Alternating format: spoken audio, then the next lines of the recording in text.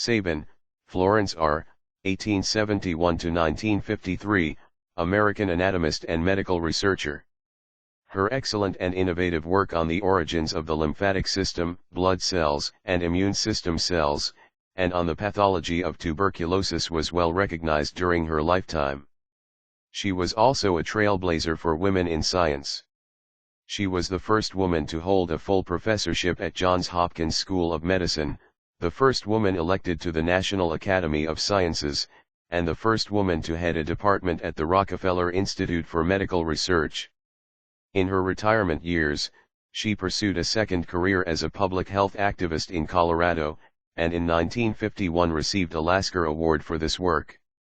Florence Rena Sabin was born in Central City, Colorado, the daughter of George K. Sabin, a mining engineer, and Serena Minor Sabin, a schoolteacher. Her mother died of puerperal fever when Sabin was 7. She and her older sister Mary grew up in Denver, in Chicago with their uncle Albert Sabin, and in Vermont with their paternal grandparents. Both sisters attended Vermont Academy and Smith College. She was encouraged by the college physician to study medicine at Johns Hopkins New Co. Educational Medical School. She received her B.S. from Smith College in 1893, then taught high school for 3 years to earn enough to fund her first year of medical training. Sabin entered the Johns Hopkins School of Medicine in 1896. Her skill and originality in laboratory classes attracted the attention of the anatomist Franklin P. Mall. He became Sabin's mentor, advocate, and intellectual role model, encouraging her pursuit of pure, rather than applied, science, and suggesting 2 projects which would help establish her research reputation. One of these was a 3-dimensional model of a newborn baby's brainstem, which became the basis of a widely used textbook, an atlas of the medulla and midbrain, published in 1901. The other project was an investigation of the embryological development of the lymphatic system. After a year's internship at the Johns Hopkins Hospital, Sabin won a research fellowship and subsequently published 2 well-received papers. In 1902, she became the first woman faculty member at Johns Hopkins, teaching embryology and histology in the Department of Anatomy. She was promoted to associate professor in 1905, and to full professor in 1917, becoming the first woman to hold that rank at Johns Hopkins. Sabin stayed on the faculty at Johns Hopkins until 1925, and during that time distinguished herself both as a researcher and a teacher. She did important work on the origins of the lymphatic system, demonstrating, by injecting colored substances into the lymphatic channels, that its structures were formed from the embryo's veins rather than from other tissues, as other researchers believed. She also investigated the origins of blood vessels, blood cells, and connective tissue. To do this, she perfected the technique of supravital staining, which allowed the study of the living cells. Although she was an inspiring teacher and enjoyed working with her students, by the early 1920s, Sabin was longing to devote her full energies to her research. In 1923, Simon Flexner, director of the Rockefeller Institute for Medical Research, invited her to join the institute, and head its Department of Cellular Studies. She accepted his offer, and began her work there in 1925, the first woman to be appointed a full member at the Rockefeller Institute.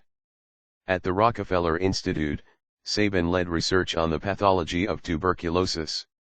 Her team was part of a consortium of researchers working with the Medical Research Committee of the National Tuberculosis Association. During her 13 years at Rockefeller, Sabin made major contributions to the understanding of tuberculosis, in particular by close study of the immune system responses to various chemical fractions isolated from the tuberculosis bacteria.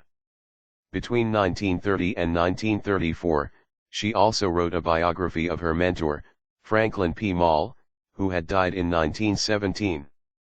In 1938, Sabin retired from the Rockefeller Institute and moved back to Colorado to live with her sister Mary.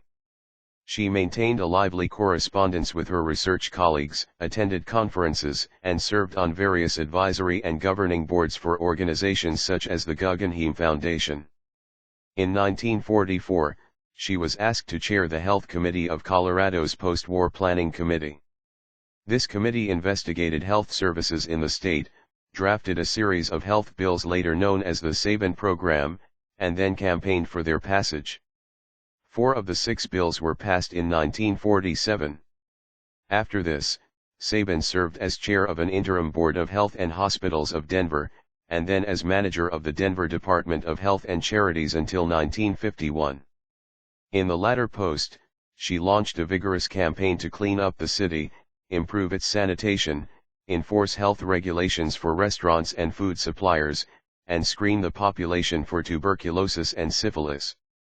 Within 2 years, Denver's tuberculosis incidence was reduced from 54.7 to 27 per 100,000, and the syphilis frequency from 700 to 60 per 100,000. Sabin was probably the best-known American woman scientist of her era and received many awards and honors during her life. In 1924 she became the first woman president of the American Association of Anatomists, and the next year, the first woman elected to membership in the National Academy of Sciences. In 1951, she received the Lasker Foundation's Public Service Award for her public health work in Colorado. The same year, the Medical School of the University of Colorado dedicated a new biological sciences building in her honor.